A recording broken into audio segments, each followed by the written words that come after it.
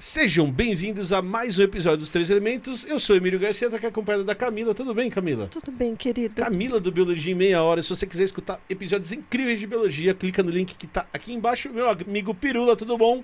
Hoje tá tudo tranquilo. Canal tá do Pirula, quem não conhece, acho que todo mundo conhece. Mas tem gente que não vai me reconhecer. Talvez. Hoje você está diferente. É um pouquinho diferente. Hoje você está diferente. E Carlos Ruas no sábado qualquer. Opa, estamos aí, gente. Tudo bem? Hoje eu estou me sentindo, eu disse isso essa semana no Blá Blá, que parece que a gente está no Dia da Marmota. Então tem aquele filme que ele vai... Da Sessão da Tarde. Feitiço do Tempo. Feitiço do Tempo, que ele vai lá filmar a saída da marmota, que vai dizer como vai ser o clima, inclusive, né? Exato. Vai determinar como vai ser o clima daquele ano. Que é um folclore, né? Isso, lá dos Estados Unidos. Dos Estados Unidos, que é o dia que a marmota sair, dependendo de como ela sair, eu não lembro direito os detalhes, o inverno ou o verão vão ser de tal jeito. É um filme do Bill Murray. E aí o que acaba acontecendo naquele episódio específico é que ele fica preso no dia. Então, o filme todo se desenvolve nele repetindo esse dia infinitas vezes até conseguir solucionar o problema dele lá e a vida dele andar. Looping temporal. Em looping. E é interessante porque tem vários outros filmes e séries depois que usaram o mesmo expediente. Então tem um outro também que repetia direto, que a pessoa acabava morrendo. Aí tinha o outro não sei o que. Tem uma série menos... Vou dizer que é muito recente, mas ela é, sei lá, dos últimos 5 anos, que chamava Boneca Russa, que também é a mesma coisa. A pessoa terminava o dia, começava no mesmo lugar. No mesmo dia e tudo mais. E aí ela tem que solucionar problemas. E por que eu tô falando especificamente do Dia da Marmota? É porque a gente acaba se repetindo sempre. A gente acaba trazendo as mesmas mensagens sempre. A gente acaba repetindo os assuntos, porque no momento que a gente está passando agora, isso se faz necessário. Então a gente não está repetindo porque não tem assunto para falar, porque tem assuntos infinitos que a gente poderia falar aqui nos Três Elementos, mas nós estamos passando por mais um momento muito triste da história do país, que foi previsto por diversos modelos, diversos trabalhos científicos fizeram uma previsão de que isso ia acontecer. Então, aquele negócio que é horrível, afetou a vida de milhões de pessoas, mas para quem entende um pouquinho de clima, para quem entende um pouquinho dos modelos climáticos, que é o que nós vamos falar hoje, surpreende um total de 0 pessoas a partir do momento em que você tem N documentos dizendo que isso vai acontecer. E é aquele momento extremamente triste, né? Não gera prazer algum nisso, mas é aquele momento do eu avisei, né? Exato. Né? Tipo, em que a pessoa fala, queria estar errado, mas não estou, e aconteceu, né? Eu acho que ainda é meio angustiante até, porque... não é uma surpresa, né? Isso não significa que a gente está assim, ok. Não, meu Deus, a gente estava o tempo todo desesperado que essas coisas fossem acontecer, e a gente imaginava que ia acontecer, os modelos previam isso, e a gente estava desesperado tentando que algumas ações fossem tomadas para evitar isso. E a hora que a gente não vê as ações sendo tomadas, e a hora que a gente vê essas coisas acontecendo, é ainda mais desesperador, porque aí agora a gente está no meio da... Só para situar as pessoas, desculpa te interromper, nós estamos falando claramente das enchentes que aconteceram no Rio Grande do Sul todo, e que nessa última semana, que estão ocorrendo agora. Nós estamos gravando na sexta-feira, a gente passou por uma semana... Que dia é hoje? Hoje é dia... Hoje é dia 10. Dia 10, nós estamos gravando na sexta-feira, dia 10.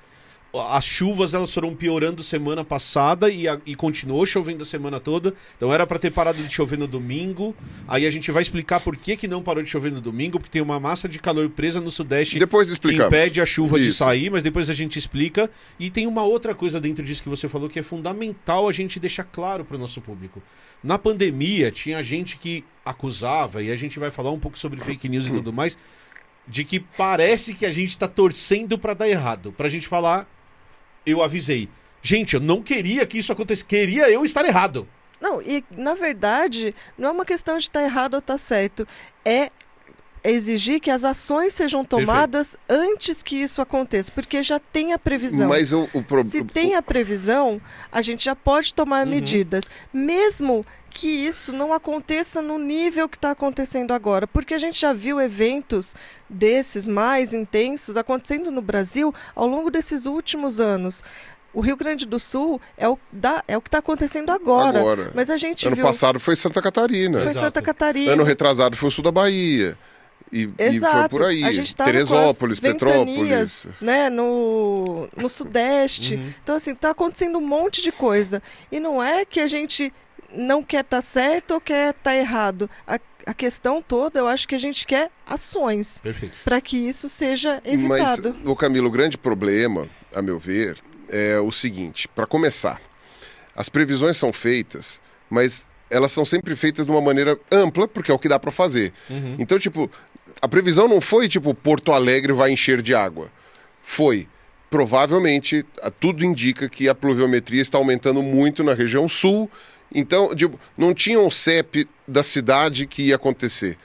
Aí, as pessoas vão empurrando com a barriga, porque você tem toda a questão da política e papapá, e o que vai fazer ou não, o que vai não sei das quantas. Ah, não, mas vai ser ano que vem, vai ser não sei o quê. É aquela goteira que você tem na tua casa que você nunca conserta. Porque você fala, ainda não caiu, ainda não furou, ainda não sei o quê. Quando fura é que aí você tem que ficar remediando e lidando com aquele problema, tal, não sei o quê. Infelizmente, as pessoas acabam lidando com isso do ponto de vista de política, porque isso aqui não dá voto, porque isso aqui é impopular, né? Porque você vai ter que fazer uma obra, essa obra vai gastar dinheiro. A gente tem aquele problema, a questão da mudança climática vai com o mesmo problema da vacina. Mesmo problema da vacina. Você está prevendo uma coisa ruim e você vai tomar uma medida preventiva. Você tomar um remédio porque você está doente, você está vendo a doença e você quer corrigi-la. Você tomar uma vacina, você não está doente. Então você fala, por que caralho eu estou tomando esse negócio? E a mudança climática é a mesma coisa. Quando você vê a enchente acontecendo, você quer que alguma medida seja feita.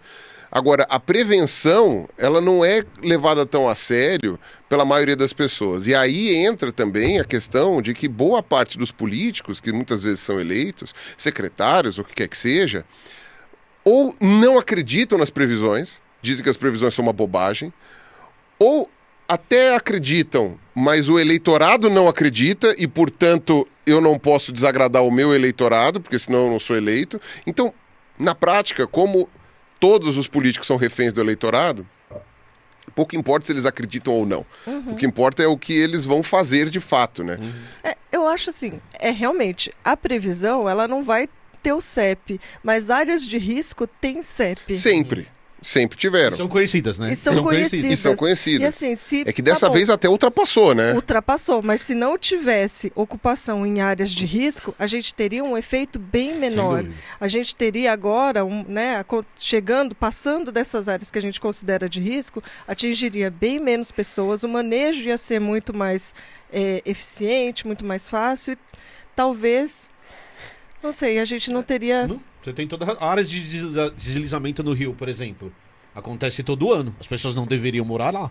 Deveria ter um zoneamento, deveria ter um papel do Estado que aí eu sou muito radical, que daria casa para outras pessoas. Mas aí depende.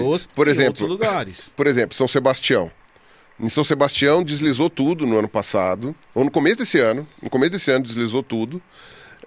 A prefeitura de São Sebastião se mobilizou para construir casas, só que essas casas eram muito longe. E aí, quem construiu a própria casa, que foi tomada pelo deslizamento, não quer abandonar o lugar que você construiu. Então as pessoas voltaram. O pessoal lembra sempre de uma coisa que eu fiquei em choque, mas ao mesmo tempo eu me coloquei no lugar daquelas pessoas e eu entendi. Quando teve Mariana, que em Bento Ribeiro, né, o nome do distrito lá, cara, depois que baixou aquilo lá é uma lama tóxica, é uma lama cheia de metais pesados, de resíduos, etc. Mesmo que tenha baixado a lama, não é pra você morar lá. Mano, o cara tava lá filmando, né, fazendo documentário, tinha um velho sentado na frente de uma casa que não tinha porta, não tinha telhado, e falava, o que o senhor tá fazendo aqui? Isso é a minha casa. Então, aí fala, mas o senhor não devia estar aqui. Eu falei assim, eu construí essa casa, morei aqui a vida inteira, vou ficar aqui. Mas não tem nem porta. Interessa. Entra naquela questão em São Sebastião, que é uma falta de sensibilidade também de quem construiu essa casa. Porque o que acontece? O governo falou, vou resolver, vou construir prédios e fazer casa para essas pessoas. Tá bom. Mas não consultaram as pessoas para saber aonde fazer. a maioria das... E esse vai ser uma negociação sempre difícil. Porque as pessoas vão querer que a casa seja feita onde? Ali. Onde deslizou. Não, tudo bem. Porque é onde elas estão acostumadas a morar, tá perto dos caminhos que elas vão, tá perto dos lugares que elas estão acostumadas, tá perto do ponto de ônibus, tá perto do metrô, tá perto de não sei o quê. Aí você fala, não vai poder ser mais assim. E assim, o poder público, seja pela pressão da mídia, seja pela pressão de fazer alguma coisa, seja por questões políticas, ele vai tomar a solução rápida. E a solução rápida, geralmente...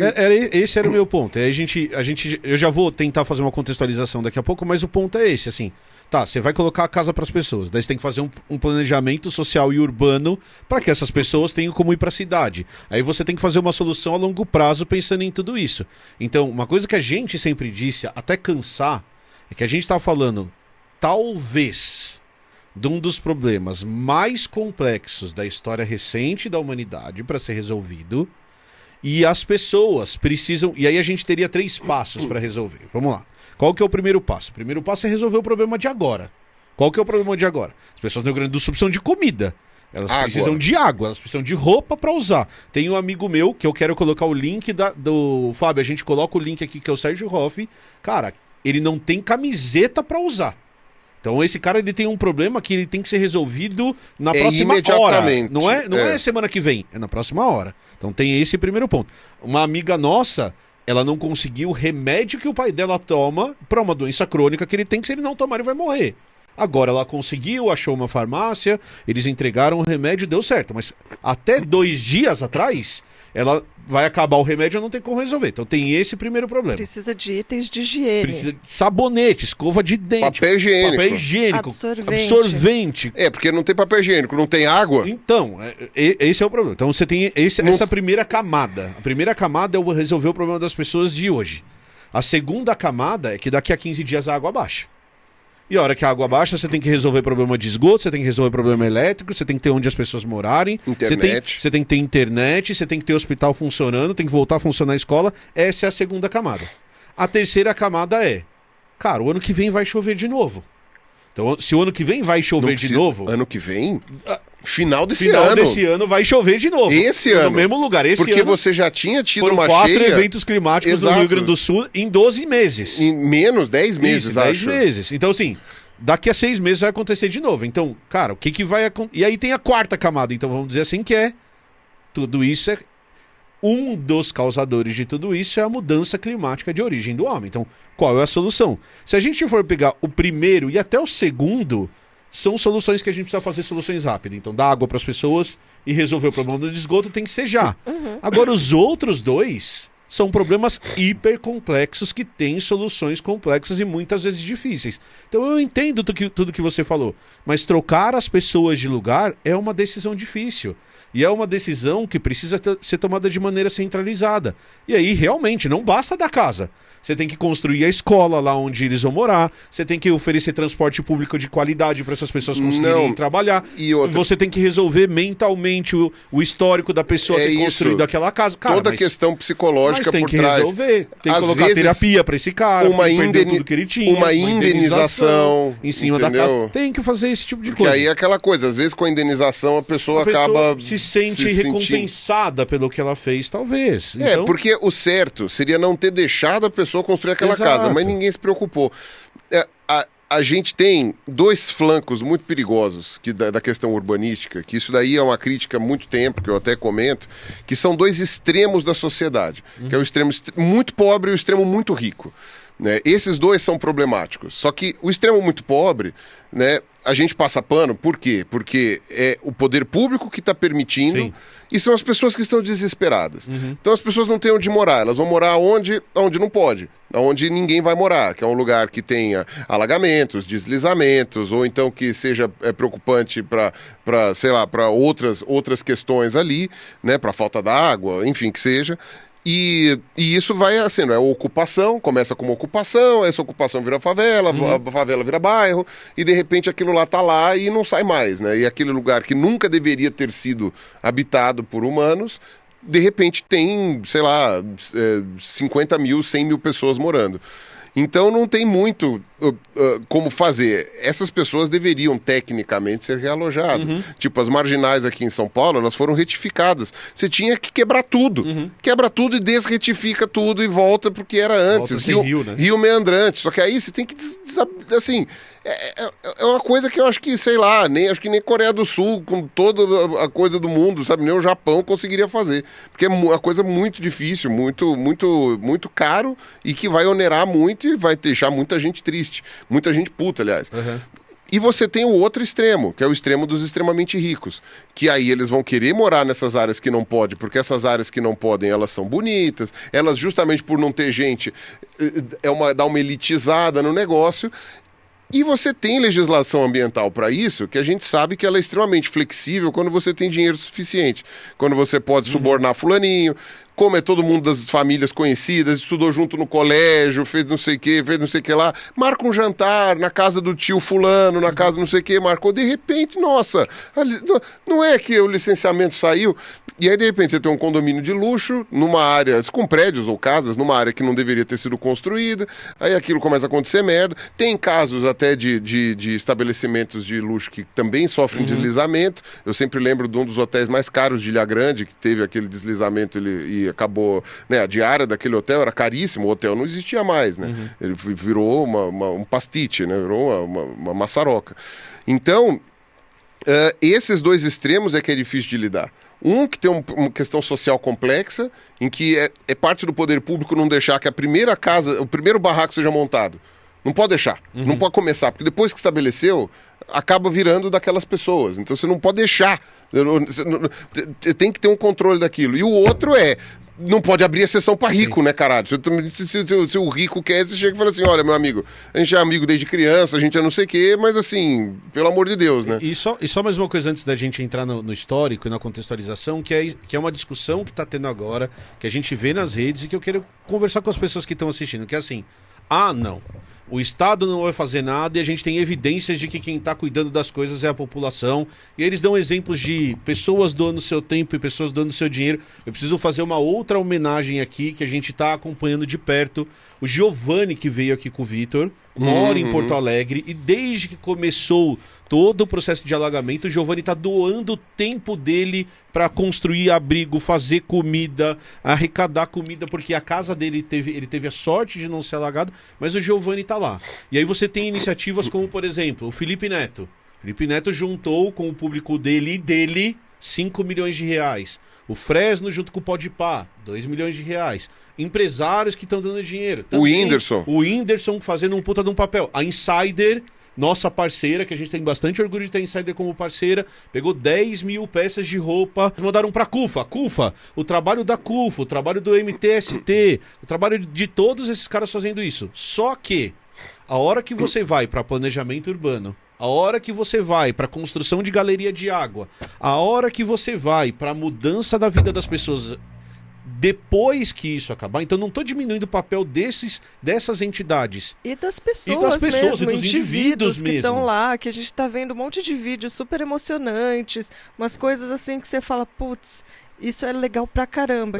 Que droga que às vezes precisa de uma coisa horrível para unir as pessoas, mas tá lá, todo mundo ajudando. Eu fico arrasada e super emocionada. É emocionante, só que a gente tem que ter a consciência de que o único órgão que tem bala na agulha, dinheiro de verdade, que aí a gente está falando de uma reconstrução que vai custar bilhões de reais. É uma mudança complexa. E organização, tudo, e tem estrutura, tem organização. Não é que não pode aceitar dinheiro privado, mas não é essa questão. É a centralização da coisa. É o governo, seja o governo municipal, o governo estadual, o governo federal. Então, assim, você pode não concordar, mas se esses órgãos não forem incluídos, cobrados pela gente, se a gente não fizer uma boa escolha na escolha dos nossos representantes, essas mudanças que são necessárias para sobreviver a esses eventos que vão ficar cada vez mais frequentes e cada vez mais extremos,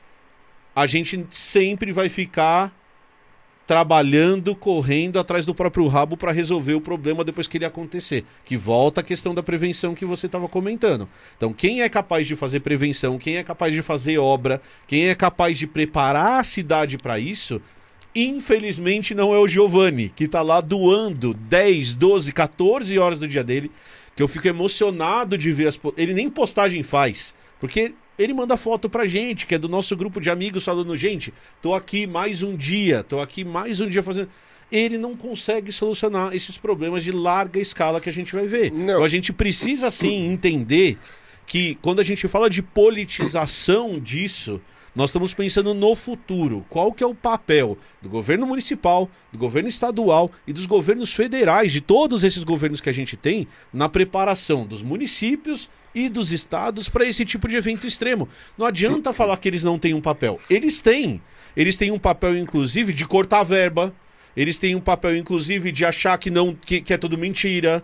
Eles têm um papel, inclusive, de demitir pessoas, de extinguir órgãos de prevenção, de fazer tudo isso que está acontecendo e ninguém está vendo, apesar da gente tá vendo, mas ninguém tá vendo. E aí, quando dá merda, a gente fala, pô, mas por que investiram R$0 em Porto Alegre para prevenção de chuva esse ano? Se o ano passado choveu e alagou 3 vezes. Por que R$0? Por que a Defesa Civil teve R$54 mil de investimento? A gente precisa fazer esse tipo de cobrança. E se isso for culpa do governo municipal, cobrar o governo municipal. Se for estadual, cobrar o governo estadual. E se for federal, chegar lá pro Lula e falou, por que você cortou 16% da verba da Marina? Por que o Ministério do Meio Ambiente tem menos verba em 2024 do que em 2023? Então tem que fazer esse tipo de cobrança também. Uma coisa que eu tava vendo...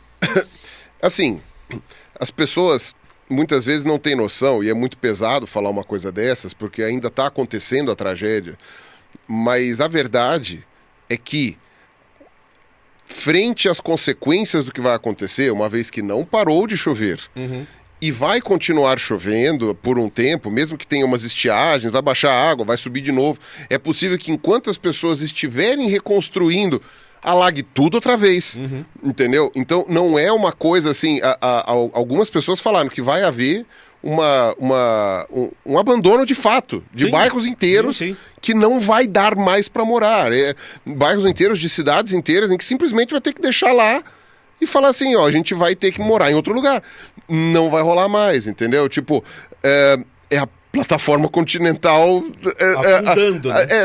Entre aspas, afundando, né? Tipo, tá indo pra lá. Não vai ter muito jeito. A menos que você construa diques, claro, tipo Amsterdã, né? Aí entrar em contato com o governo da Holanda, ver como é que eles fizeram, como que resolveu. Porque aí, o que acontece isso é um amigo meu da geologia que comentou, e é muito pesado. Ele falou assim, aproximando, o Rio Grande do Sul acabou. Ele acabou financeiramente, acabou como estrutura, acabou como tudo. E o que não foi consumido, as áreas mais altas, ou áreas em que você não teve alagamentos, tal, não sei o que, do Rio Grande do Sul, até algumas cidadezinhas ali daquela região também alagaram, mas tipo, teve um pedaço do meio lá do Rio Grande do Sul que não teve tanto impacto assim as chuvas, mas... mesmo esses lugares, né, quando você pensa do ponto de vista de governo estadual, cara, o Rio Grande do Sul acabou. O Rio Grande do Sul vai ser a partir de agora, que ele não era o que era antes. Não é um episódio. Vai ter que ser reconstruído o Rio Grande do Sul, mas é praticamente como uma cirurgia de carótida. Você tem que, como é que se fala? Trocar o pneu com o carro andando. Porque vai continuar acontecendo essas tragédias, e as reformas e as coisas que vão ter que ser feitas durante os eventos de tragédia, porque essas são reformas que vão demorar anos. Então tudo isso vai ter que ser pensado. O Rio Grande do Sul, ele pode ser um estado modelo para entender mudanças climáticas, modelo para o mundo. Ele pode ser um estado modelo para o mundo ou pode ser uma vergonha. Tudo vai depender dos governantes. Entendeu? Tudo vai depender do que vai acontecer. Entende? Não tô nem pensando em eleição. Não. Eu tô pensando numa mudança de postura dos governantes que já estão aí. Porque não vai. Porque também não dá pra esperar, né? Não dá pra esperar. Quando que vai ser a eleição? Vai ser no final do ano agora, eleição municipal. Mas eleição pro Estado. Eleição pro Estado vai ser daqui a 2 anos. Então não tem jeito. Esse governador aí que não faz porra nenhuma vai ter que aprender a fazer, entendeu? E vai ter que ser dele que vai ter que ser o negócio, entendeu? Então, essas coisas é que vão ter que ser pensadas, porque o Rio Grande do Sul, ele não vai mais nunca mais poder agir da maneira como ele estava agindo até o ano passado. Acabou. O Estado acabou. O Estado já estava pobre. Agora ele está completamente quebrado. Estou falando de um prejuízo só desse evento da ordem de 50 bilhões de reais. Prejuízo, não estou falando de reconstrução. Estou falando do que se perdeu. Do que se perdeu. Exato. Isso até maio. Isso. Até agosto vai ser o dobro. Não vai ter jeito. E tudo isso vai ter que ser reconstruído. As pessoas, quer dizer, quem está lá agora no Rio Grande do Sul, que está assistindo a gente, acho que já deve ter essa noção. Mas quem está fora não tem essa noção de que é reconstrução de fato, entendeu? É como se o Estado tivesse acabado na prática. Sim. Porque eu acredito que seja, pelo menos, sei lá, não sei de quanto tempo, a maior tragédia climática que a gente teve. O sul da Bahia não chegou a ficar tão ruim. Acho que não. A Santa Catarina não chegou a ficar tão ruim. Tem a questão São Sebastião. Tem a questão de seca na Amazônia, que é um negócio muito sério que está acontecendo agora. A gente pode falar de seca. Muito sério. A gente pode falar de seca, até porque aqui em São Paulo está insuportável. São Paulo está insuportável, mas é porque a chuva e o alagamento são coisas muito mais destrutivas e visíveis. Rapidamente visíveis. Isso. Não, e você não perde todos os seus bens com a seca. Você abandona, você se muda, mas você não perde tudo. O pessoal, é só você ler o que as pessoas estão falando. O Sérgio que eu tava falando, ele não tem nada. Você não perde tudo. Perde documento, perde as suas coisas, relíquias da família. Vai tudo embora, né? E isso quando não perde gente, cachorro, gato, vidas, né? Sim. Quando não vão embora. Cara, tudo isso é muito perigoso. E é uma coisa que tem que ser pensada, porque não vai parar. E não foi pensado até hoje, no Brasil inteiro, eu acho. Nunca aconteceu de você pensar em refazer uma área, uma coisa, para que as coisas possam continuar acontecendo naquele lugar, as pessoas possam continuar morando naquele lugar com uma mudança total. Tá. Isso nunca aconteceu aqui no Brasil, até onde eu saiba, entendeu? Eu lembro que quando eu fui no Chile a primeira vez, na verdade eu só fui uma vez pro Chile, eu achava interessante o lance dos alertas de tsunami que eles tinham lá, e eram várias placas, caminhos de fuga e alarmes, que eram tocados de tempos em tempos, que era para fazer treinamento, que nem treinamento de incêndio, sabe? Tipo, tocou alarme, tá todo mundo sobe e tal, porque se tiver tsunami e tal, não sei o quê. Ou mesmo Santiago com terremoto, falando ainda do Chile, isso, que não é costeiro, mas tem os terremotos. Não, e outra, o tsunami é uma consequência dos terremotos, sim, mas então, tipo... Santiago tem o treinamento tá mais longe, tá né? mais longe para o terremoto, os prédios preparados para o terremoto. Isso a gente não tem no Brasil, eu acho que em lugar nenhum, talvez, sei lá, não consigo pensar agora. O Rio Grande do Sul inteiro vai ter que ser preparado para isso, principalmente a região litorânea, vai ter que ser preparado para esse tipo de coisa. É um tipo de disciplina, organização e planejamento que eu acho que nenhum lugar do Brasil nunca teve que se preocupar em ter, entendeu? Essa terra em se plantando tudo dá. A gente sempre foi muito beneficiado pelo fato da gente não ter esses fenômenos em abundância, pra gente ter que ficar, sei lá, tipo o Japão, que tem que ter tudo preparado, que tem todas as escolas já ensinam as crianças desde pequeno pra fazer isso e aquilo. Pra não dizer que a gente nunca teve isso aqui. E a gente vai ter que ter, principalmente o Rio Grande do Sul. Se você for parar para pensar, desculpa, eu tô me empolgando, mas é porque eu não tive a oportunidade de falar isso em lugar nenhum. Mas, assim, se você parar para pensar, o estado do Rio Grande do Sul é um estado muito particular do Brasil, né? Ele tem uma história muito peculiar, né? Então é muito interessante, e talvez ele seja dos estados mais bairristas que tem, do gaúcho, que é o gaúcho mesmo. Né? Não tô nem falando do Gaudério lá, de chimarrão e bombacha. Não, eu tô falando... O gaúcho, como gaúcho mesmo, ele tem uma unidade. Eu passei um mês no Rio Grande do Sul no ano passado, né? E eu consegui visualizar um pouco essas coisas, né? E é muito interessante que tenha sido lá. Porque eu diria que se tem um estado no Brasil que teria condições de juntar todo mundo do estado para tentar fazer uma mudança total de comportamento, esse estado seria o Rio Grande do Sul. Então, de alguma forma, lá é possível que eles consigam mesmo. Porque o gaúcho tem esse pensamento desde sei lá quando, né? Do tipo de juntar e fazer e enfim, sabe, de se mobilizar e de criar uma coisa deles. Tipo, eu acho que é possível que se consiga fazer. Talvez seria uma confusão muito maior se fosse o Rio de Janeiro ou São Paulo, né? Seria uma coisa muito mais difícil, a gente tem muito menos unidade, né? Como como estado do Rio de Janeiro ou de São Paulo, entendeu? É tudo muito mais dividido, muito mais quebrado. O Rio Grande do Sul, por mais que tenham as diferenças, por mais que não sei o quê, não, porque tem a campanha, tem o litoral, tem não sei o quê, ainda assim, somos gaúchos e não sei o quê. Então, tipo, eles têm essa questão. Eu acho que é um lugar que vai ter que ser um laboratório. Vai ter que se pensar em como que a coisa vai ser refeita. E é lá que, sabe, vai ser um exemplo, porque... Aí, chegando nas pesquisas que a gente tinha feito aquele levantamento, todas as pesquisas que foram feitas por órgãos vinculados ao Instituto de Meteorologia, ao UFRG, ao URGS, né, a todas as universidades e tal, não sei o quê, tem vários artigos, vou deixar linkados aqui também, eles estão linkados lá no meu vídeo, no vídeo também que eu falei disso, mostram uma curva crescente de pluviometria que já está sendo acompanhada há um bom tempo. Desde o começo do século, né, de 2000 para cá, já tem sido vista que há pesquisas mostrando esse aumento pluviométrico. Esse aumento pluviométrico ele já está vindo desde os anos 70. E se você for puxar para trás... Deve estar mais. Você começa a ver que era uma tendência. Ah, mas tem ano que tem seca. Tem. Mas é um ano. Mas aí o outro passa. A regressão é crescente. A regressão é crescente. Então, não tem jeito. É uma coisa que vai subindo. Ou seja, tem algum motivo para achar que vai melhorar? Que vai parar? Não, nenhum. Sabe, a quantidade de... É foda todos os artigos terem chegado na mesma conclusão. Sim. Todos eles chegaram na mesma conclusão. Eu achei 5, pelo menos, mas certamente tem mais.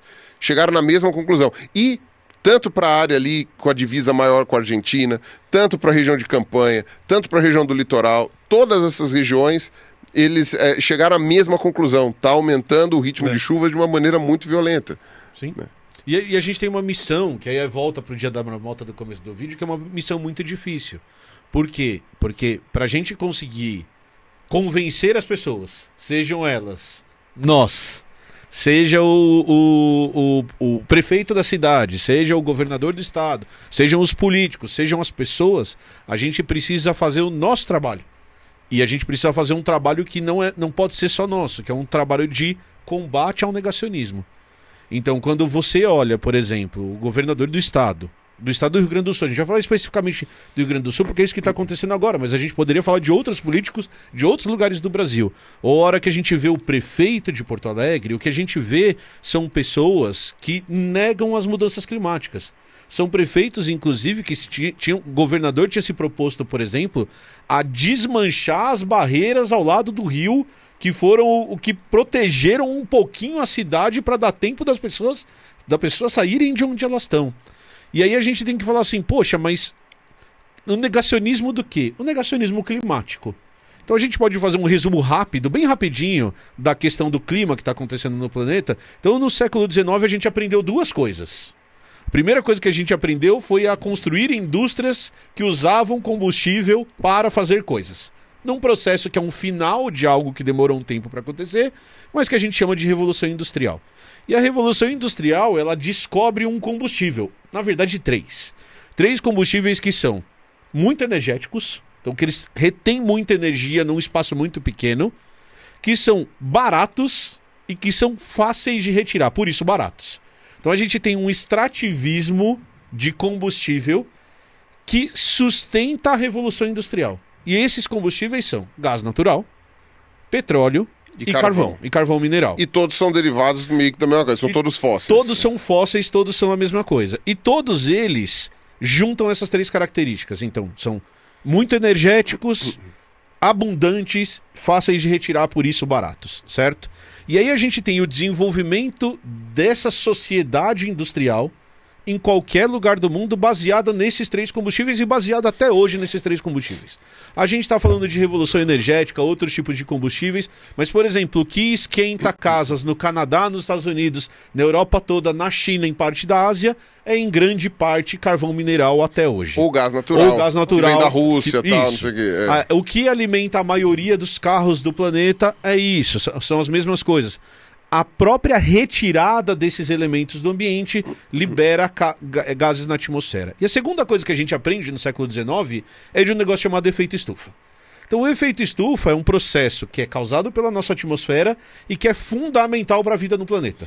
Porque é o efeito estufa que mantém o planeta estável, com uma temperatura mais estável e quentinho o suficiente para que, principalmente, dentre outras coisas, é claro, a água fique em estado líquido. Então é uma temperatura estável o suficiente para que a água fique em estado líquido, e a gente sabe que a água é super importante para o desenvolvimento da vida, e aí você vai ter o Pelo menos na maior parte do planeta, Pelo menos na maior parte do planeta. Na Antártica ela não fica em estado líquido. Mas na maior parte do planeta sim, e a gente sabe do papel da água na vida dos seres vivos, no desenvolvimento da vida, e aí você vai ter os processos bioquímicos acontecendo mais ou menos na temperatura ótima do planeta. Então a gente se desenvolve através dessa revolução industrial, e a gente aprende sobre o efeito estufa. Porque se não tivesse efeito estufa... A temperatura seria muito extrema, então você teria ou muito calor ou muito frio, como acontece na Lua, por exemplo. A Lua está mais ou menos a mesma distância que a gente do Sol, mas como ela não tem atmosfera, porque ela é pequenininha demais, durante o dia, vamos dizer assim, faz muito calor, onde não bate o Sol faz muito frio. E no caso do efeito estufa, vale lembrar que ele acontece porque alguns gases... tem a propriedade de reter calor. Isso, então baseado na vibração da molécula. Isso, então a energia que vem do Sol na forma de luz e de outras formas de ondas eletromagnéticas, ela passa pela atmosfera, é refletida pela rocha, pelo planeta mesmo. Parte já é refletida pela atmosfera, parte entra. Aí ela vai ser refletida e ela fica meio que batendo um pinball com a atmosfera e fica... fica vibrando as moléculas. Isso, exatamente. Isso. Não é com a atmosfera, é com os átomos da atmosfera mesmo. E aí, como o calor é energia, é movimento, então vai vibrando as moléculas da atmosfera. E elas vão ficando. E elas vão ficando mais quentinhas. Uma coisa importante a maior parte dos gases que acumulam isso são os gases que possuem carbono. Perfeito. Então você tem gás carbônico, que é um gás natural super comum da na vida, né? A gente está exalando gás carbônico, as plantas estão exalando e usando gás carbônico, né? Porque o pessoal acha que elas só consomem, mas não, elas usam, elas expelem também. As plantas estão fazendo isso. Você tem o metano, que também está sempre sendo liberado, e outras composições de carbono que são um pouco variáveis. Outra molécula que é super importante que a gente não pode esquecer é vapor d'água. Vapor d'água também é super importante para a manutenção do efeito estufa. Tecnicamente, o vapor de água é a que mais retém, né, calor.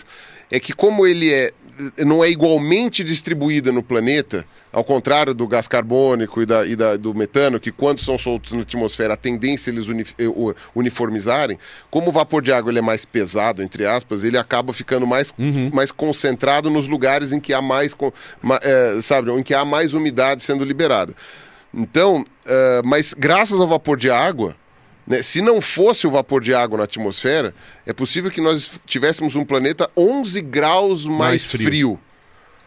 Então, o vapor de água é uma das coisas mais importantes. Só que a água só evapora porque a atmosfera esquentou antes. E a atmosfera esquentou antes por causa dos gases com carbono. Perfeito. Então você precisa dos gases com carbono para a água evaporar e manter a temperatura. O problema é que mais gases com carbono, mais calor. Mais calor, mais evaporação. Mais evaporação, mais calor. E aí, isso é o efeito que eles chamam de feedback positivo, que ele é o grande problema. Sim. É o grande problema, que é o que os modelos tentam calcular. Qual é a intensidade desse feedback positivo? Ok, evaporou mais, evaporou não sei o quê, esquentando os oceanos, que evapora mais, libera mais gás carbônico que está no fundo dos oceanos, e aí, é um ciclo infinito. Sim. De repente você fala, cara, não tem como interromper isso aqui, a gente vai fritar. Porque o que acaba acontecendo, e falando desse aumento de gases, é que e linkando as duas coisas, né? Linkando o crescente uso de energia dessas fontes de combustível fóssil com a questão do efeito estufa que a gente explicou, é que aí a gente começa a queimar compostos. E esses compostos começam a liberar carbono na atmosfera. Então é muito legal. Que tava presinho, quietinho, não fazia parte da atmosfera. Aí queima combustível fóssil, queima floresta, queima isso, queima aquilo, vai liberando só mais e mais e mais.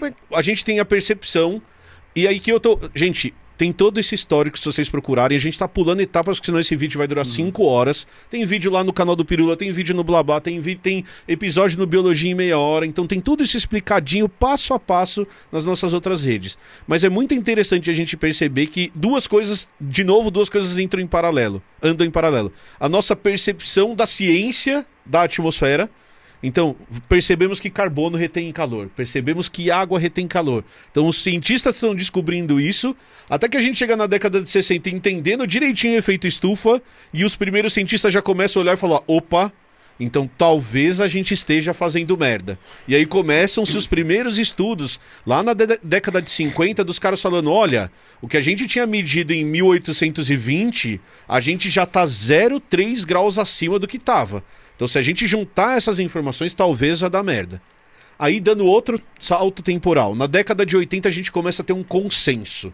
A gente começa a ter um consenso entre os cientistas do clima falando sobre o efeito... Não, que o planeta estava esquentando, todo mundo já estava falando, tá. Mas sobre o efeito do homem no aquecimento. Então, a gente fala, o planeta está esquentando e parte desse aquecimento é culpa nossa a partir da queima dos combustíveis fósseis. E tem uma frase que o meu pai me falou ontem, que eu gostaria de falar aqui. O meu pai estudava isso na década de 70. Meu pai estudava isso na década de 80. E o que o meu pai me falou foi, quando eu estudava isso, eu achava que as mudanças climáticas não aconteceriam no meu tempo de vida.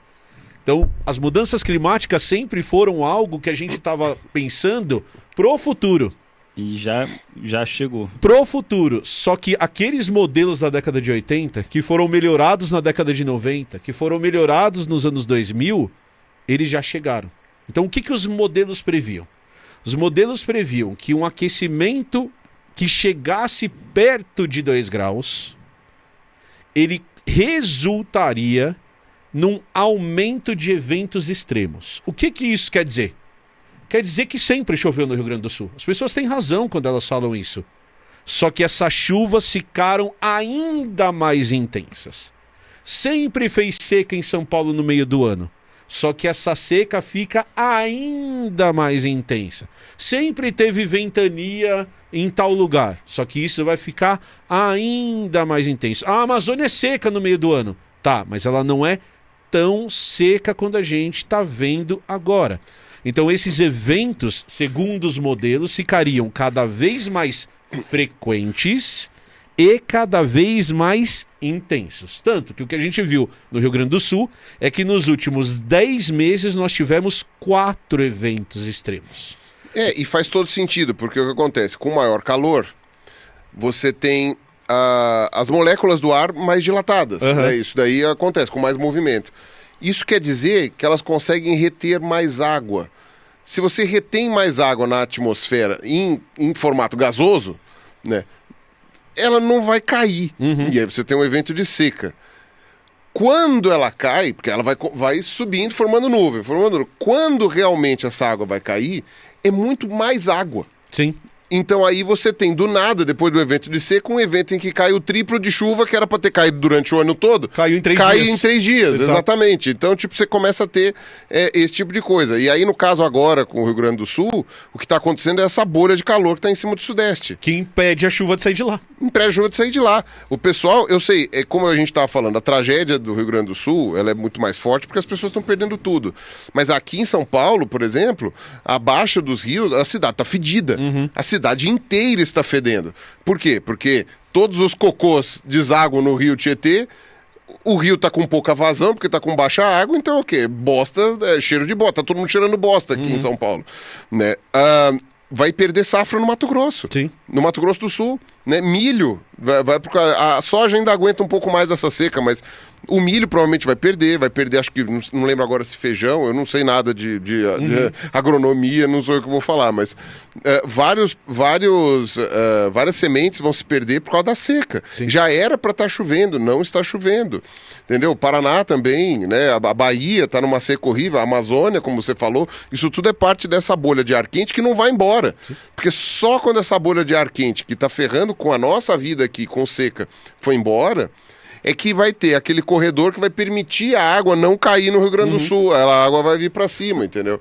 E a gente pode dar vários exemplos. Sensação térmica de 62 graus Celsius no Rio de Janeiro, que foi há um mês. E a gente vai ter uma outra onda de calor. E aí o que nos espanta e o que a gente tem discutido, e aí a gente começa a entrar um pouquinho mais na seara das fake news, ou de pessoas que são os negacionistas do clima, não precisa nem ser fake news, é que, gente, as coisas estão acontecendo. A gente está vendo acontecendo. Como que existe negacionismo ainda. Então não é alguma coisa que vai acontecer. Deixou de ser aquilo que o meu pai estava falando de... isso não vai acontecer no meu tempo de vida. Não, meu pai está vivo. Meu pai está triste. Meu pai está arrasado porque isso está acontecendo. Eu acho que a grande questão desse negacionismo é não entender o nosso papel. Talvez as pessoas estejam realmente vendo que esses eventos estão acontecendo, mas achando que isso é natural. E aí? E se a gente tem um papel nisso, a gente consegue reduzir. A gente poderia evitar. E independente de ter um papel nisso ou não, tá mudando, tá acontecendo, então tem que fazer uma prevenção, tem que ter ações de várias formas. Exato, nesse ponto tanto faz se o papel é nosso ou não, é que no caso porque parte da prevenção inclui você parar de emitir gases. Sim. Né? O pessoal lembra do passado, então eu vou entrar na paleontologia, porque você acaba entrando, e infelizmente boa parte dos negadores que existem na academia são da minha área. Né? Muitos dos defensores e mais também ativistas também são. Mas seremos justos, né? Infelizmente muitos são da minha área. Por quê? Porque por ter uma percepção da mudança climática extrema que já aconteceu no planeta desde o começo, fica parecendo que a nossa é besteira. Né? E aí é interessante, se você pega um gráfico dos últimos 100 mil anos, né, ou seja, da saída do ser humano da África até hoje, você vai ver variações absurdamente abruptas, assim, abruptas dentro do contexto de 100 mil anos. Né? Então você vai ver assim, tipo, sobe, temperatura muito mais alta do que tem hoje, depois desce, muito mais baixo do que tem hoje. Né? Então é óbvio que você vai ter ali eventos, né, que são muito mais intensos do que estão acontecendo agora. Só que eles estão diluídos em 10 anos? Não. Em 100 anos? Não. Estão diluídos em 100 fucking mil anos. Sim. E aí, dos últimos, depois do últimos lá, que eles chamam do Dryas, eu não lembro agora como é que é o nome do negócio lá, mas é o último Dryas lá, que foi um esfriamento, você teve um aquecimento do planeta, que foi bem intenso até, que começa lá pelos últimos 12 mil anos. E esses últimos... foi com 12 mil anos que meio que começou, entre aspas, a nossa civilização. Foi o final da última glaciação, esquentou bastante o planeta, e a temperatura do planeta ficou, não exatamente constante, mas ela mudou muito pouco dos últimos 12 mil anos para cá. Permitiu agricultura, permitiu um monte de coisa. Então, quer dizer, não foi só, o ser humano é um gênio, descobriu a agricultura. Por que ele não descobriu a agricultura antes? Porque você tinha questões climáticas também, que dificultavam muito as coisas, né? Nos últimos 12 mil anos a coisa foi permitida. Mas se você for olhar o gráfico dos últimos 12 mil anos, você teve um ótimo climático do Holoceno, em que o planeta realmente estava quente. E quando você dá o tempo necessário para a Terra se adaptar para o aquecimento, para o esfriamento, é legal quando ela fica mais quente. Ela fica mais quente, você tem mais floresta, você tem um clima mais úmido, é mais fértil.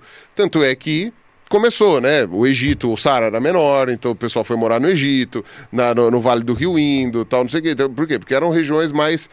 o próprio crescente fértil lá, hoje é o deserto lá do Irã, do Iraque, tal, não sei o quê. Na época não era deserto. Né? Você tem muito disso daí, porque estava uma era mais quente.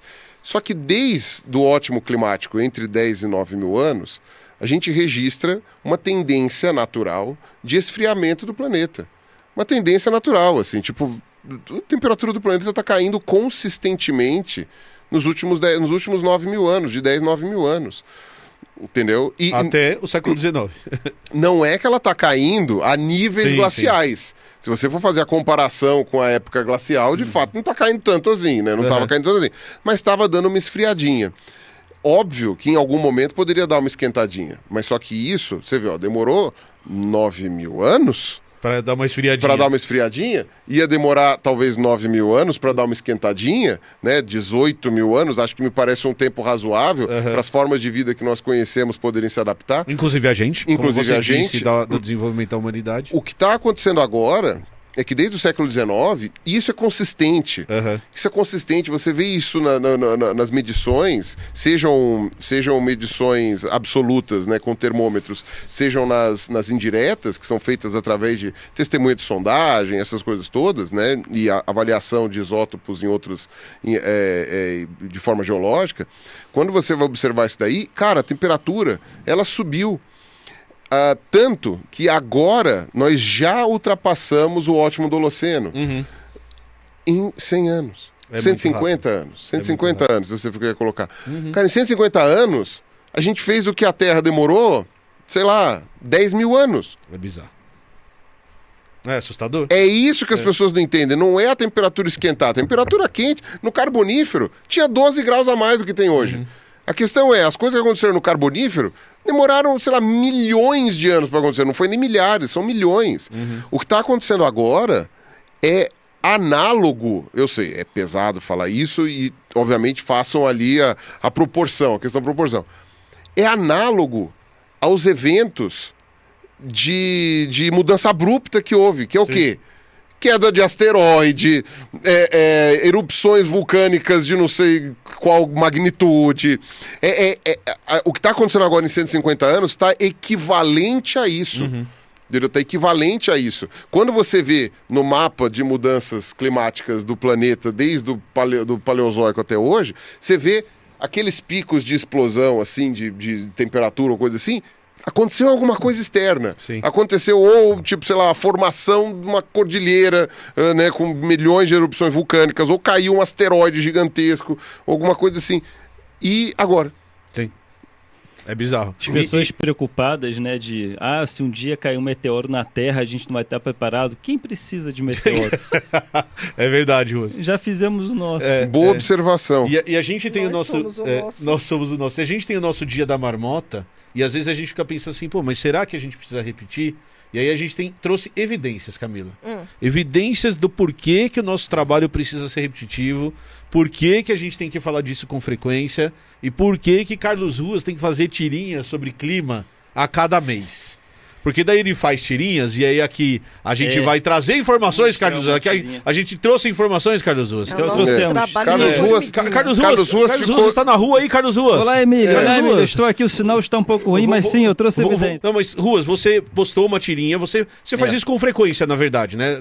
Tirinhas sobre clima não são uma novidade no seu trabalho, é uma novidade. Antes de entrar na tirinha, eu achei legal uma coisa que você falou, que o aquecimento global ele potencializa alguns efeitos climáticos, porque eu frequento grupos no WhatsApp, alguns grupos de família, e um dos grandes argumentos que aparecem como imagem, uma imagem que está acima de qualquer cientista da atmosfera, é uma imagem mostrando, sei lá, uma cheia nos anos 70. Em 1941, como no Rio Grande do Sul. E a princípio essa imagem seria um argumento contrário ao aquecimento global atual, como se assim, sempre teve cheia. Hoje o pessoal está de mimimi. Por trás dessa imagem, essa seria a mensagem, né? Então acho legal você falar isso, porque seria uma resposta a quem compartilha esse tipo de mensagem. Sim, sempre teve cheia, porém está tendo mais cheia agora, né? As anomalias climáticas estão se potencializando. E está tendo não só com mais frequência, como com maior intensidade e em menos tempo. Sim. Né? Então é isso. Choveu 20 dias em 1941, agora choveu 3. Em 3 dias o efeito foi o mesmo. E depois passou. Não só a gente está vivendo um fenômeno climático de inundações, uma potencialização de inundações, só que a gente também está tendo uma potencialização de inundações de fake news em nossos celulares. Né? A gente está na era da industrialização da fake news, que é uma frase que eu insisto em dizer, porque mentira sempre existiu na história da humanidade, mas hoje sim industrializou, é feito por agências, é pensado, é raciocinado, é investido, é industrializado, é enviado, é tem método, né? Tem método, né? E em poucos segundos o Brasil inteiro recebe aquela notícia, especificamente as pessoas que eles querem que receba. Isso é novidade, isso é novo. E aí, recentemente, eu fiz uma charge que eu vou botar aqui na frente, que é do aquário com 2 peixinhos, e uma indústria, um peixinho faz uma indústria dentro do aquário, que começa a soltar lixo na água límpida, um peixe se preocupa, fala assim, olha, acho que isso aí não vai dar certo pra gente não. E outro peixe fala, alarmista! Né? Pois bem, essa foi a charge que eu fiz. E até então, sempre quando eu fazia as charges climáticas, a maioria das pessoas falava, poxa, legal, né? Isso que esse ponto que você está levantando. Geralmente os negacionistas eram minoria. Essa charge teve uma mudança. Tá. Isso Furou alguma bolha ali. Posso ter furado alguma bolha, que veio muitos negacionistas, a maioria dos comentários eram pessoas criticando uma charge de seres que estão poluindo o seu ambiente e que isso pode ser uma bomba relógio. Né? Ou seja, isso mostrou que que fake news mata, que o avanço da fake news está sendo um problema sério. E aí eu selecionei alguns comentários para a gente debater.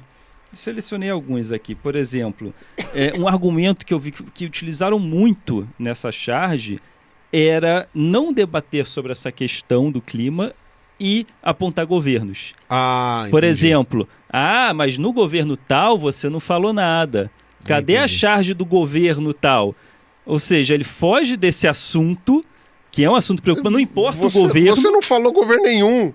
No seu quadrinho, na sua tirinha. Não, eu não estou falando sobre governo. Eu estou falando de um problema climático que está, a longo prazo, virando uma bomba relógio. E a pessoa fala, mas e o governo tal? Mas se você tivesse lançado na época do Bolsonaro, você ia ouvir o quê? Porque a gente tá na época do Lula. E você soltou esse negócio aí. Você vai falar, na época do Lula? Eu sei o que as pessoas iam falar. O quê? Tá com inveja porque o Bolsonaro tá andando de jet ski. Próximo. Isso. Muito bem. Então esse é um argumento muito usado que eu acho que não faz sentido nenhum. Não sei se vocês têm algum comentário sobre. Não, eu acho que e isso eu tenho um comentário, se eu puder fazer mais um comentário, que é uma questão de as pessoas hoje teve uma discussão muito grande se esse assunto deveria ser, se o assunto mudança climática ou se o assunto que está acontecendo em Porto Alegre deveria ser politizado ou não. E aí as pessoas elas tendem a confundir o que é uma coisa partidarizada com uma coisa politizada. Então a resposta para as pessoas que estão assistindo esse vídeo é sim. Tem que passar pela política. A gente precisa não tem como politizar um assunto como esse. A questão ambiental passa por uma questão política. E por uma questão política até certo ponto, não, com certeza mais ampla do que apenas discutir o candidato A, o candidato B, o governador A, o governador B. E aí só finalizando, então tá bom.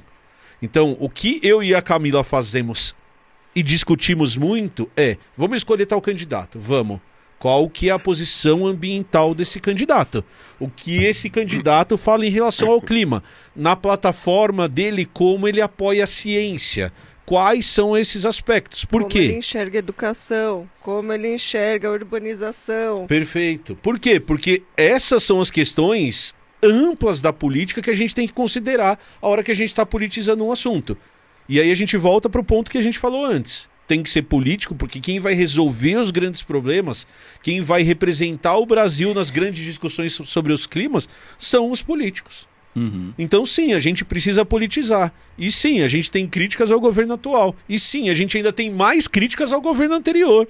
E sim, a gente tem críticas ao governo de Porto Alegre. E sim, a gente tem críticas ao governo do Rio Grande do Sul, que claramente foram omissos, que claramente não se prepararam, que claramente cortaram verba. E outra, eu até acho que nós aqui de São Paulo estamos criticando muito pouco, e eu acho que está certo até, o governo e a prefeitura lá, né, das cidades lá no Sul e etc., e o governo do Sul, que nós não conhecemos. Também. Eu não conheço o governador lá para saber o que ele faz, o que ele fala. A gente sabe 10%, 5% do que sai na mídia, mas a gente não vive lá.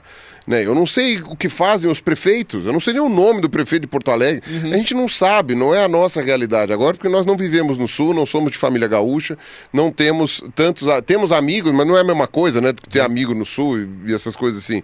Então, essas críticas, é importante que elas partam principalmente de quem está vivenciando essa realidade e mostre, tipo, o que está faltando, né? Não adianta nada eu falar mal do governador do Rio Grande do Sul se quem tá lá e vai votar nele, entendeu? Tipo, não vai fazer diferença nenhuma.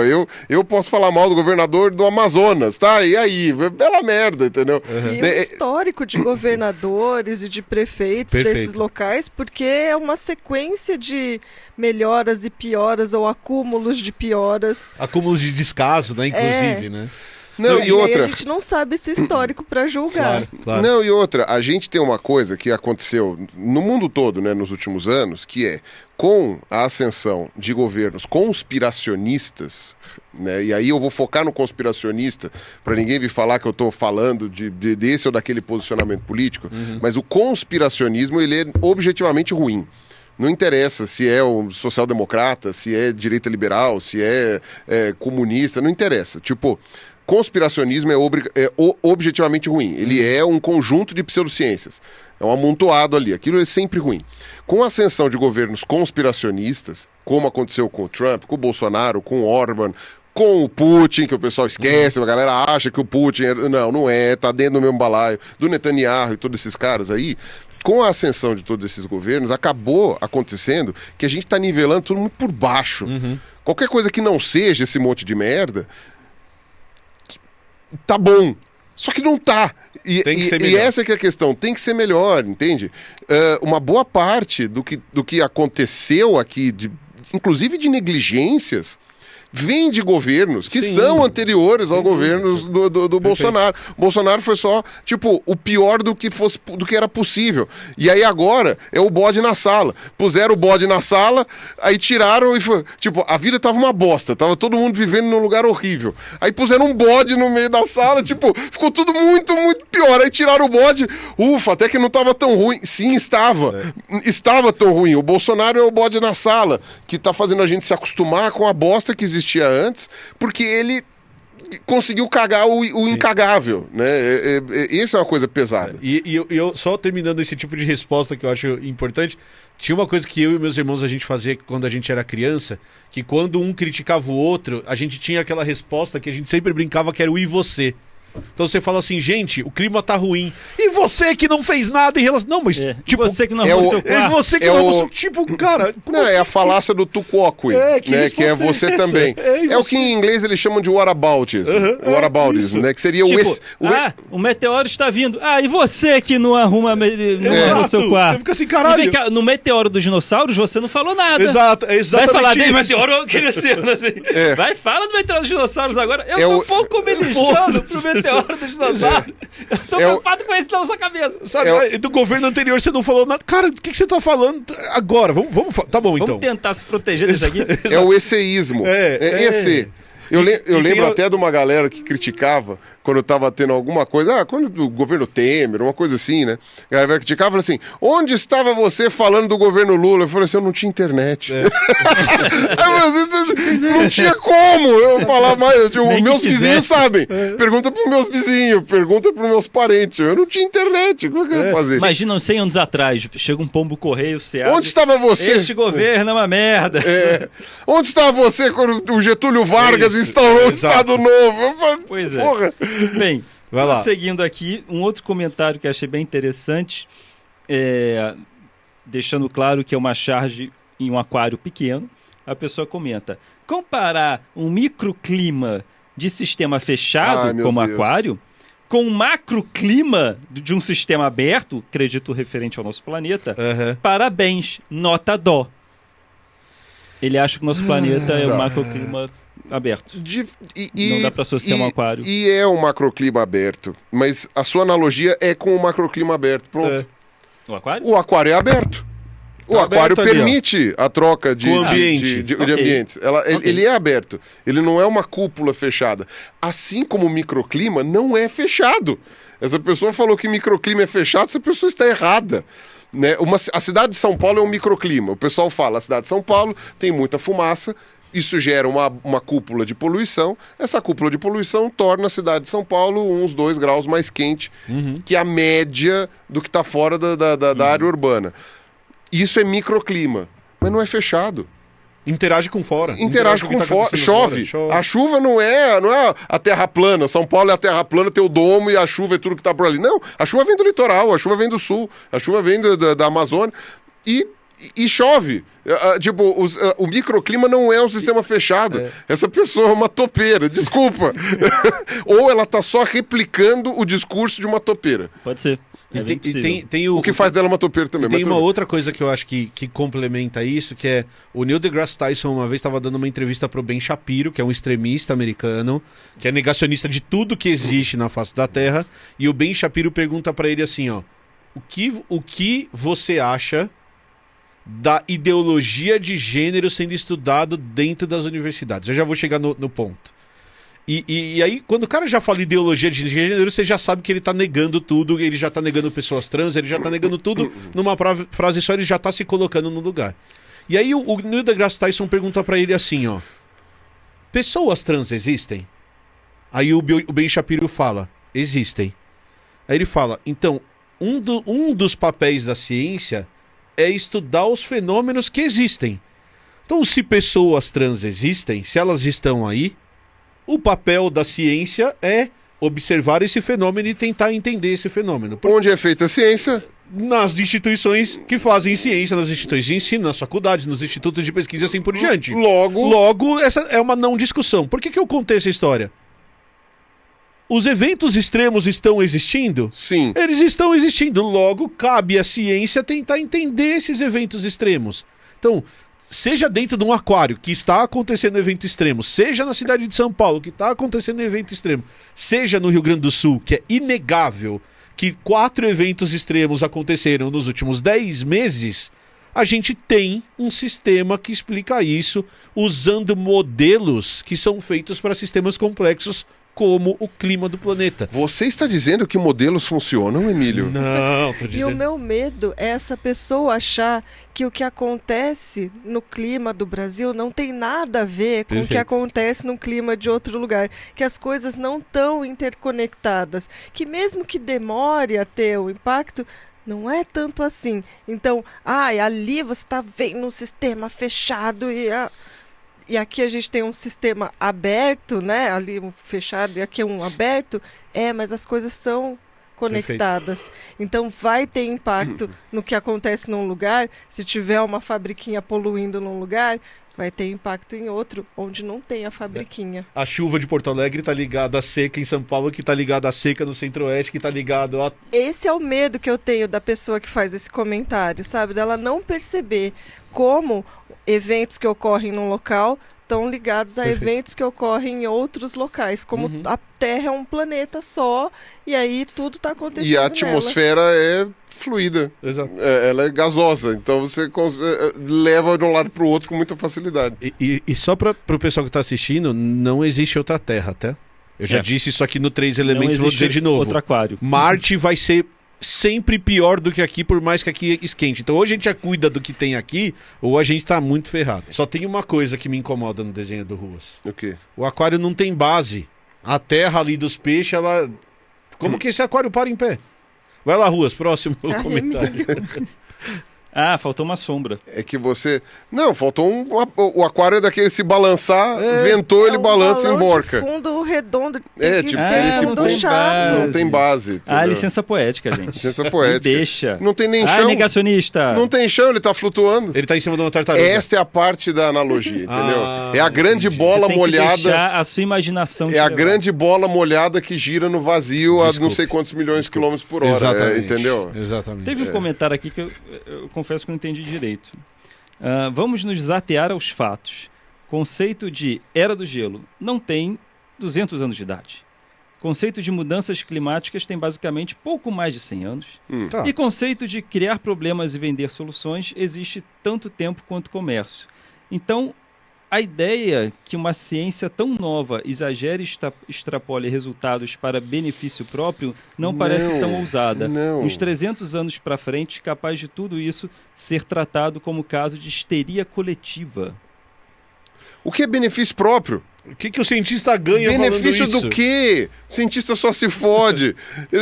O que só sério? são xingados. Não, só são xingados. É só dar uma pedrada na rua. Brigar, é não sei o quê. Tem cientista que vai preso. Que benefício? Sabe qual o benefício que Vocês que ganha? estão com histeria coletiva. Exato. Não tem nada acontecendo. Não, e outra, exatamente isso entra num problema que até o professor Alexandre comentava, Sim. né? O professor Alexandre Costa, quem conhece, acompanha o trabalho dele lá da Estadual do Ceará, ele está há décadas falando sobre mudança climática.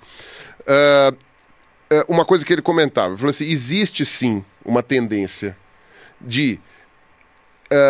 não os cientistas. Os cientistas, em linhas gerais, eles são até conservadores do ponto de vista de propostas de mudança climática. Os relatórios do IPCC, não o relatório for politicians, e mesmo o relatório for politicians, mas o relatorião mesmo, que é a Bíblia que sai a cada... Que tem os dados. acho que a cada 3 anos, 4 anos... Esse relatório, se você for ver, eles sempre chutam a estimativa, tem o máximo e mínimo, mas eles sempre chutam para o mínimo. Que, aliás, é o que a ciência geralmente faz. Geralmente faz. A boa ciência, ela é feita com cautela. E é sempre para o mínimo. Sempre para o mínimo. É sempre colocado para o mínimo. O problema é que o mínimo é alto. O que dá para fazer, entendeu? O mínimo é alto. Tecnicamente, esses 2 graus eram para ser 6. Né? É que tá chutando para baixo, então são 2 graus, entendeu? Só que 2 graus já é uma tragédia, entendeu? Quando feito em 150 anos. Agora, quando sai da parte acadêmica, existe sim um discurso alarmista de parte. Algumas partes possuem. Alguém da mídia que não entende muito, alguma pessoa que quer parecer que está fazendo um muito grande serviço e solta alguma coisa assim. Então, eventualmente acontece. Filme, né? Você sempre tem, às vezes, um exagero. Mas o exagero, ele não assim, ele também é um desserviço, porque as consequências já vão ser graves o suficiente para você imaginar o fim do mundo, né? E virar o Mad Max. Né? Porque aí você camufla as reais tragédias que vão acontecer, achando que vai ser uma coisa tipo apocalipse bíblico, que vai acabar tudo de uma vez, vai descer Jesus e vai separar os bons dos maus, sabe, tipo, que é uma coisa que é infantil. É um jeito infantil de pensar na tragédia climática. A tragédia climática, ela é muito mais complexa do que isso. Então não tem muito como você ficar, sabe, tipo, pensando nisso. Então há algumas coisas realmente ruins em um alarmismo. E isso também gera um outro problema, que é o derrotismo. O alarmismo extremo... Exato, o alarmismo extremo, ele gera derrotismo. Tipo, que fudeu tudo já, então, quer saber, não vou fazer mais nada. Então é preocupante, sim, você olhar o tipo de discurso que faça algo que seja desmotivador. É o videogame, que é tão difícil que você desiste de jogar. Né? Você chega e fala assim, nossa, cara, não consigo passar dessa fase de jeito nenhum, não vou jogar mais. Agora... O grande problema é que essas pessoas que geralmente usam essa argumentação não estão se referindo ao discurso alarmista.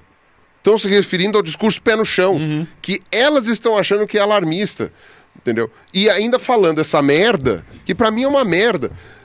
O cientista vai em benefício próprio. Qual benefício próprio? Esse é que é o ponto. O pessoal fica falando, não, porque as ONGs, de novo, as ONGs não nominadas, né? Não nomeadas. Tipo, ONGs. Palavra mágica, ONGs. Eles são patrocinados. Patrocinados. Não, e aí aquela coisa... Leonardo DiCaprio. E aí aquela coisa... Você vai falar, os governos não querem... Cada teoria conspiratória muda de um país para o outro. Nos Estados Unidos, por exemplo, aqui no Brasil. Aqui no Brasil a discussão, né, que foi levantada é por que estamos aderindo ao acordo climático? Porque os países ricos não querem que a gente se desenvolva. Claro. Eles destruíram tudo lá e estão ricos. A gente não pode destruir para ficar rico? Qual que é o negócio? Esse é o discurso lá. Só que o problema é que esse mesmo discurso, né, essa mesma alegação, ela usa nos Estados Unidos. Sim. Estados Unidos, o país mais rico do mundo, extremamente desenvolvido. Querendo acabar com o nosso desenvolvimento. Então, aí vira... Querem tomar o nosso lugar como o país mais desenvolvido. Tipo, a teoria conspiratória, ela muda a cada país e se adapta à sua realidade. Elas não podem estar todas certas. Elas não podem estar todas certas. E as pessoas não percebem como que isso é um absurdo. Entendeu? Se todo mundo está aderindo às agendas climáticas, né? Se o Brasil se ferra, a França também. Sim. E a Finlândia também, e a Rússia também, a China também, e os Estados Unidos também, o Canadá, e a Austrália, e a África do Sul. Todo mundo se ferra ao mesmo tempo. Então, qual o benefício É um benefício maluco que a pessoa acha que vai ter. Eu só vejo se beneficiar quem nega o clima e não quem nega a mudança climática, e não quem defende. Perfeito. Sim, a gente... No final das contas, ninguém se beneficia de nada, porque as mudanças climáticas, olha o que está acontecendo, e aí, independente, ela atinge quem é negacionista, quem não é, todo mundo. Coisas importantes que a gente precisa falar antes de acabar esse vídeo. Em primeiro lugar, a gente, como a Camila disse lá atrás, a gente está emocionado com a postura da população brasileira. Eu acho que a gente teve uma resposta social muito importante e a gente quer dar alguns recados se você quer continuar ajudando. Em primeiro lugar, a gente sempre fala para vocês procurarem órgãos que já existem e que a gente sabe que fazem um trabalho sério. Eu e a Camila, a gente já propôs apoios à CUFA, por exemplo, a Central Única das Favelas, a gente já falou do MTST, os links vão estar aqui embaixo. Por quê? Da Cozinha Solidária, né? Das Cozinhas Solidárias do MST. Por quê? Porque eles já têm uma estrutura, eles sabem fazer, eles fazem isso há anos e eles conseguem apoiar. Uma outra coisa que a gente viu, Camilinha, que tem muita gente que está falando de, poxa, eu queria ajudar. Não vá ajudar do nada. Então, por exemplo, Rio Grande do Sul agora está precisando de médicos. Procure a Secretaria da Saúde da sua cidade, porque você tem órgãos, você tem instituições que estão centralizando essa ajuda. Então, e podem levar você com segurança. Podem oferecer o mínimo de estrutura para você não virar mais uma vítima num local que já está com uma certa dificuldade de trabalhar. Você é mais uma pessoa para tomar água, mais uma pessoa para comer, para roupa, para tudo. Exatamente. Então, aliás, só uma coisa, médicos não apenas humanos. Isso, médicos não apenas humanos também estão precisando muito de médicos veterinários. Teve muito bichinho que ficou sozinho, alagado, que tá doente. E a gente fala, e que é assustador, que tá bom, a água vai baixar. E isso tem um monte de outros problemas associados que vão continuar acontecendo. Então, como a gente disse aqui, o Rio Grande do Sul, o povo do Rio Grande do Sul vai precisar de muita ajuda ainda, e a gente faz parte dessa ajuda. E o último recado que eu queria dar antes de passar a palavra para os nossos colegas gente, a nossa posição no mundo é política. Faça política. Isso não quer dizer se filie a um partido, faça campanha política, não é. Exerça o seu papel político na sociedade. A gente vive numa democracia. Então o seu papel político é organizar as coisas no bairro que você mora, participar das discussões no grupo da sua família, escolher um bom candidato que represente aqueles princípios que você acha importante, que tem que ser representados. E se não tiver nenhum, quem sabe tentar movimentar para que alguém se candidate. Que você goste que se candidate, se for o caso. Mas estar no grupo da família discutindo mudança climática, por exemplo, é sim um papel político. Não, e é impressionante. Tudo bem, as coisas eram umas em 2012 e 2013 e hoje são diferentes, né? 10, 11 anos depois. Mas é impressionante a quantidade de pessoas muito letradas, muito intelectualizadas, muito, como eu falo, eruditas, que negam a mudança climática. Sim. E isso é uma coisa muito severa. Por quê? Não trabalham com aquela área diretamente e acham que porque são eruditas, logo, elas têm discernimento necessário para qualquer coisa. Sim. Né? Então é uma coisa muito complicada, como eu falei, inclusive em áreas cruciais, como paleontologia, física, né? Coisas. Você tem áreas em que mesmo alguns talvez não profissionais, mas pelo menos pessoas formadas na área, que negam essa questão de mudança climática. Eu acho que falta também uma movimentação de responder ponto a ponto esses argumentos que nem a gente está fazendo agora. Perfeito. Porque foi o que eu tentei fazer em 2013, eu acho que até que eu fui mais ou menos bem sucedido. Depois, em 2017, que teve a nova onda de negacionismo em 2017, eu fui massacrado, porque virou uma coisa como tipo, não, é o Pirula que está falando. Essas coisas marcam, viu? Esses negócios ficam na cabeça. Esses negócios ficam na cabeça. 2017 eu fui massacrado. Como se fosse os cientistas que falam a verdade versus o Pirula. E você tem 97% da academia científica que não falou um pio, que defendia o que eu estava falando. Eu não estava falando o que eu pensava, eu estava defendendo o que a academia científica dizia, entendeu? E aí, nessas horas, ficou o Pirula. Por quê? Porque tinha aqueles filha da puta lá que eram negacionistas que ficavam falando para tudo quanto é lugar. Professores, que trabalham com mudança climática, professores sei lá, de meteorologia, vinculados à geografia, vinculados a não sei o quê. A gente lembra, por exemplo, do Paulo Artacho, do Terço, do Alexandre Costa. A gente lembra desses professores que são muito relevantes na área, que falam. Aliás, o Paulo Artacho é uma pessoa que a gente tem que chamar aqui também, né, além do Alexandre. A gente fala muito dessas pessoas. O Marengo, não me lembro. Os Nobres, né? Tanto o Paulo Nobre quanto o Carlos Nobre e tal, não sei o quê. São pessoas que estão aí falando, mas ainda assim são vozes que precisam de mais força. A gente tem que ter mais professores que trabalham na área, que sabem avaliar esses dados, que sabem interpretar o que está lá, que sabem, não sei o quê. A gente precisa dessas pessoas falando. Onde as pessoas estão falando hoje? É em podcast? Vai todo mundo em podcast. Onde que estão falando hoje? Está gravando áudio e passando pelo WhatsApp? Vai gravar áudio e passar pelo WhatsApp. Está fazendo vídeo curto no TikTok? Tem que fazer vídeo curto no TikTok. Essas pessoas têm que estar presentes, têm que ocupar o espaço, entendeu? E quem vai ocupar o espaço, né? Somos nós que somos quebra-galho, porque a gente é quebra-galho, entendeu? Eu estava te falando isso daí esses dias lá, né? Se você me colocar os raw data do INPE, aquilo lá pra mim é números aleatórios, eu não sei interpretar aquilo ali. O que eu sei de mudança climática é o que o Alexandre me ajudou a entender e o que eu li de materiais de divulgação gringos também para eu conseguir entender. E um pouquinho de paleontologia, que isso sim eu estudei. Agora, o resto, entendeu? São os professores de climatologia e de meteorologia e de sei lá, limnologia, oceanografia, são esses professores que precisam, sabe, tomar a dianteira nesse tipo de coisa para pelo menos servir de base, entende? Né? Vocês são ecólogos, entendem uma parte da coisa, mas pera lá, entendeu? Tipo, se eu falar de interação oceano-atmosfera e a oscilação decadal do Pacífico, você provavelmente vai ficar com cara de interrogação. O Russo é cartunista. Tipo, sabe, não são pessoas que têm obrigação de saber dessas coisas. Esses professores precisam se mobilizar. São centenas, talvez milhares desses professores. Por que eles não estão falando para mais público? Precisa ser alcançado isso. A gente pode ajudar. A gente pode ajudar, porque nós já temos público, já temos palco. Então, esses professores precisam nos procurar, eles precisam falar essas coisas. E a gente pode até indicar. Não vai poder vir nos 3 elementos, liga pro Vilela, liga pro Igor, tenta fazer não sei o quê, vai, sabe, ir nos lugares.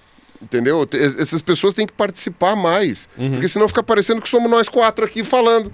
Tipo, somos nós 4 falando. Mas quem são esses 4 aí? Um gordo careca, como é que fala? A japa gótica aqui, louco!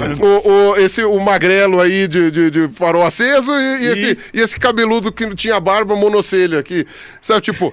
É isso, ele vai falar... E agora é só ele que tá falando isso. Agora ficou só ele. Não, e aí chega e fala assim, quem são essas pessoas, entendeu? Cara, eu concordo com tudo que você falou, mas se tem uma coisa que a gente pode afirmar, como talvez uma das últimas coisas que a gente vai falar aqui, a gente já tem 1h30 de gravação, e tá tudo bem. Primeira coisa que a gente tem que falar, só pra dar um último recado. Esse vídeo é um vídeo que ele foi necessário de fazer, que a Toca chegou pra gente e falou, cara, a gente precisa falar sobre isso, e nós 4 falamos, a gente precisa falar sobre isso. Lógico que precisa. E aí outra coisa que eu garanto, que apesar de eu concordar com tudo que você falou, lá no Biologia em Meia Hora a gente vai continuar falando disso, no Blá Blá a gente vai continuar falando disso, no canal do Pirula a gente vai continuar falando disso, nos quadrinhos do Rua, nos livros do Rua, ele vai continuar falando disso, e a gente vai trazer gente pra falar disso, porque o Dia da Marmota vai continuar acontecendo e o nosso papel político é falar sobre isso, dentre outras coisas. Então, eu concordo com 100% do que você falou, mas nós vamos continuar sendo os 4, junto com outras pessoas, nossos amigos divulgadores, que também estão falando sobre isso sempre. Fazer a nossa parte. Fazer a nossa parte. Não, mas bom. Não, tô tentando fazer isso há 11 anos. Eu sei, e você vai continuar fazendo. Sim. E vai continuar. O meu Dia da Marmota tem 11 anos já. E vai ter até o fim da sua vida. Eu queria fazer 2 considerações finais. Faça, e aí nós vamos embora. Sim. A primeira foi uma animação que eu vi quando era criança, um curta premiado, que infelizmente eu não lembro do nome agora, mas que é um velhinho que tinha uma casa no meio do oceano. Começava assim, a vida era toda no oceano, era toda no mar. O comércio chegava de canoa na casa dele. E ele sozinho fumando seu cachimbinho, e o cachimbo cai na água. E ele tem que pegar o cachimbo de volta. Ele bota uma máscara de mergulho e mergulha. Quando ele mergulha, você vê que aquela casa dele está em cima de outras 10, até chegar ao solo.